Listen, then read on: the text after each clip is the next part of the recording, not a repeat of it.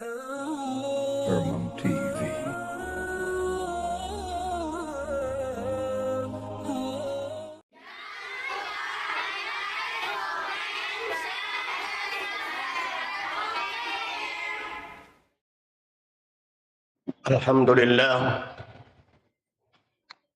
Alhamdulillahilladzi an'amana bi ni'matil iman wal islam wa farada alaina bis salati was siyam wa ghairihima min arkanil islam. Asyhadu an la ilaha illallah wa asyhadu anna Muhammadan abduhu wa rasuluh. Arsala rasulahu bil huda wa dinil haqq. Allahumma shalli wa sallim ala sayyidina wa maulana Muhammadin wa ala alihi wa ashabihi wa man tabi'ahum ila yaumiddin. Amma ba'du fa ya ibadallah, usikum wa nafsi bi taqwallah faqad fazal muttaqun. Kama qala ta'ala, يا أيها الذين آمنوا اتقوا الله حق تقاته ولا تموتن إلا وأنتم مسلمون. قال تعالى في القرآن الكريم: بسم الله الرحمن الرحيم. يا أيها الذين آمنوا إذا نودي للصلاة من يوم الجمعة فاسعوا إلى ذكر الله وذروا البيع ذلكم خير لكم إن كنتم تعلمون. وفي الآية الأخرى: والعصر إن الإنسان لفي خسر إلا الذين آمنوا وعملوا الصالحات وتواصوا بالحق وتواصوا بالصبر. Hadirin sidang jamaah Jumat rahimakumullah. Pertama dan utama sekali, mari kita bersyukur kepada Allah Subhanahu wa taala. Segala nikmat yang Allah berikan kepada kita. Nikmat iman dalam diri kita masing-masing. Nikmat Islam yang Allah turunkan kepada kita melalui Nabi Muhammad. Dan nikmat kesehatan serta kesempatan yang Allah berikan kepada kita, sehingga nikmat-nikmat itu kita syukuri dalam bentuk wujud mengabdikan diri kepada Allah Subhanahu wa taala. Jangan sampai kita dipertanyakan oleh Allah Subhanahu wa taala, fa bi ayyi ala'i rabbikuma tukadziban. Nikmat yang mana lagi yang kamu dustakan? Sebab kita semuanya diberi kesehatan, diberi kesempatan. Tapi kadang nikmat-nikmat itu lambat kita syukuri, lambat kita sadari, sehingga nikmat-nikmat itu bisa membawa kita kepada kufur. Padahal Allah Subhanahu wa taala juga menegaskan, la in syakartum la azidannakum wa la in kafartum inna azabi lasyadid. Bersalawat kepada Rasulullah sallallahu alaihi wasallam, karena pada hari Jumat Allah dan Rasulnya menganjurkan kepada kita untuk memperbanyak salawat kepada Rasulullah sallallahu alaihi wasallam. Oleh karenanya, mari setiap saat, khususnya pada hari Jumat, kita memperbanyak salawat kepada Rasul tercinta Muhammad sallallahu alaihi wasallam. Allahumma shalli wa sallim ala sayyidina Muhammad wa ala alihi wa ashabihi ajma'in. Khatib juga menghimbau kepada kita semuanya untuk senantiasa meningkatkan keimanan dan ketakwaan kepada Allah Subhanahu wa taala, sehingga dengan peningkatan ketakwaan kepada Allah Subhanahu wa taala, kita dimaksudkan kita dimasukkan oleh Allah Subhanahu wa taala dalam hamba-hambanya yang muttaqin. Karena salah satu di antara identitas yang kita cari dalam kehidupan ini adalah menjadi hamba yang muttaqin. Orang yang muttaqin itu tidak ada yang lebih mulia daripadanya. Karena Allah Subhanahu wa taala menyebutkan, inna akramakum indallahi atqakum. Orang yang paling mulia di antara kamu di sisi Allah adalah orang-orang yang bertakwa. Hadirin jamaah Jumat rahimakumullah. Hari-hari kita lalui bergiring dengan jalannya waktu. Tanpa terasa kita sudah memasuki bulan Jumadil Awal. Ini tandanya beberapa bulan lagi kita akan memasuki bulan Ramadan. Waktu berlalu begitu cepat, sehingga kita memerlukan persiapan-persiapan untuk menghadapkan diri kepada Allah Subhanahu wa taala. Termasuk di antaranya persiapan dalam melaksanakan ibadah. Hadirin jamaah rahimakumullah. Syekh Yusuf Qaradawi dalam buku fikih kontemporer menyebutkan, mengutip dari beberapa sumber yang kuat, beliau membagi persiapan untuk melaksanakan sholat kegiatan untuk melaksanakan sholat Jumat itu pada 3 tahapan menurut Syekh Yusuf Qaradawi dalam buku fikih kontemporer tersebut. Pertama, persiapan awal kepada kita kaum muslimin yang telah mukallaf diwajibkan melaksanakan salat, khususnya persiapan pelaksanaan salat pada hari Jumat. Beliau menghimbau kepada kita semuanya untuk mempersiapkan diri lebih awal pada salat Jumat tersebut. Kenapa?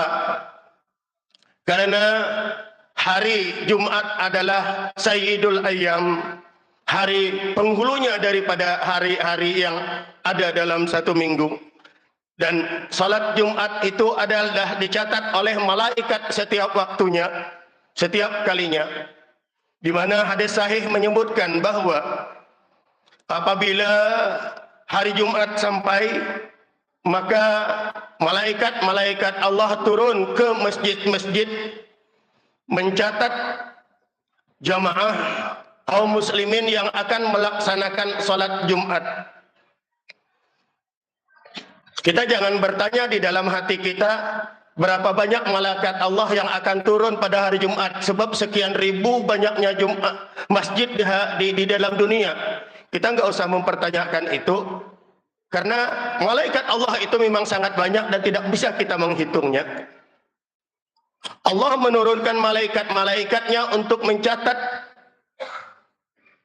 para hambanya yang akan melaksanakan sholat Jumat.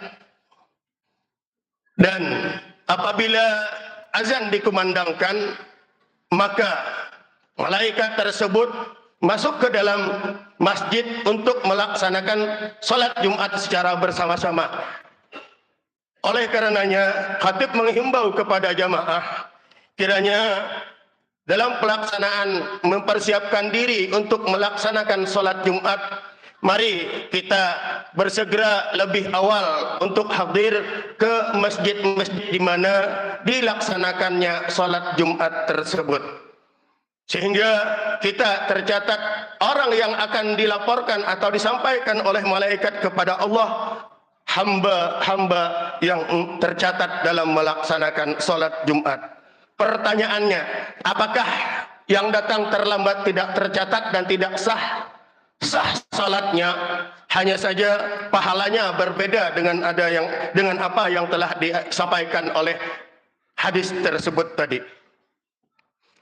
Selanjutnya Syekh Yusuf Qaradawi menyebutkan kata fas'au ila zikrillah dalam surah Al-Jumu'ah tersebut memang menghimbau kepada kita untuk bersegera melaksanakannya dengan persiapan-persiapan yang sebaik-baiknya, termasuk diantaranya kalau kita membuka fikih tentang solat Jumat, itu disunatkan pula kepada kita untuk melaksanakan ghuslan atau mandi sunat pada hari Jumat. Termasuk diantaranya lagi berpakaian dengan pakaian yang rapi dan bagus untuk melaksanakan solat Jumat tersebut. Jemaah hadirin rahimakumullah. Selanjutnya, persiapan kita itu kita iringi pula dengan mentertibkan diri untuk mengikuti kegiatan atau mengikuti khutbah yang disampaikan oleh khatib. Kami mengamati beberapa salat Jumat yang dilaksanakan, yang kami hadiri, ada beberapa tipe kondisi kita dalam mendengarkan khutbah khatib tersebut. Kami sampaikan ini kepada jamaah adalah untuk menyampaikan hal-hal yang perlu kita hindari ketika kita melaksanakan salat Jumat sedang mendengarkan khutbah yang disampaikan oleh khatib. Seperti diantaranya berdasarkan hadis Nabi bahwa Rasulullah sallallahu alaihi wasallam menegur sahabat yang kala Rasulullah sallallahu alaihi wasallam sedang berkhutbah, sahabat tersebut memainkan atau menghitung tasbihnya dengan memindahkan batu yang ada di dekatnya. Jemaah, jangan berpikir kok ada batu di masjid. Zaman Rasulullah, awal-awal Islam, itu masjid belum lagi pakai semen, belum lagi pakai porselen. Masjid memang masih ada batunya, enggak seperti kita sekarang. Nah, Rasulullah menegur hal itu. Kenapa? Karena akan mengganggu dan termasuk bahagian daripada lagho. Oleh karenanya, di zaman sekarang kami mengingatkan kepada jamaah untuk jangan sampai lagho itu berlaku pada kita di zaman saat ini. Khatib pernah melihat di beberapa tempat ada kegiatan kita sedang menanti azan. Padahal sedang menanti azan itu adalah kondisi di mana kita disunatkan, kita adalah tempat doa yang mustajab. Tapi kadang kita kurang memanfaatkan tempat-tempat itu untuk zikir. Untuk itu juga kepada kita semuanya, kiranya dalam khatib sedang melaksanakan khutbah, hindari hal-hal perbuatan, perkataan yang mengarah kepada lagho atau membuat salat kita itu rusak. Hadirin jamaah rahimakumullah, seperti yang disampaikan dalam surah Al-Asr tadi, bahwa kita orang-orang mukmin pun itu akan merugi kecuali kita yang beribadah menurut bimbingan Allah dan Rasulnya, sesuai dengan syariatnya, sesuai dengan hukum fikih yang telah ada. Ini yang dapat kami sampaikan pada saat ini. Semoga saja khutbah yang singkat ini bermanfaat bagi kita adanya. Fa'tabiru ya ulil absar la'allakum tuflihun.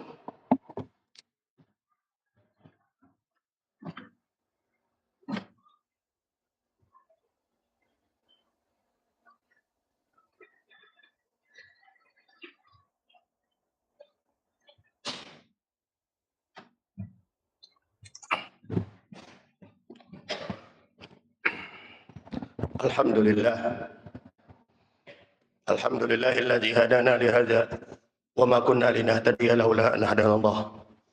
Asyhadu أشهد أن لا إله إلا الله وأشهد أن محمدا عبده ورسوله لا نبي بعده. اللهم صل وسلم على سيدنا محمد وعلى آله وأصحابه ومن تبعهم بإحسان إلى يوم الدين. أما بعد فيا عباد الله أوصيكم ونفسي بتقوى الله فقد فاز المتقون. كما قال تعالى في القرآن الكريم إن الله وملائكته يصلون على النبي يا أيها الذين آمنوا صلوا عليه وسلموا تسليما. اللهم صل وسلم على سيدنا محمد وعلى آل سيدنا محمد كما صليت على إبراهيم وعلى آل سيدنا إبراهيم وبارك على محمد وعلى آل سيدنا محمد كما باركت على سيدنا إبراهيم وعلى آل سيدنا إبراهيم في العالمين إنك حميد مجيد.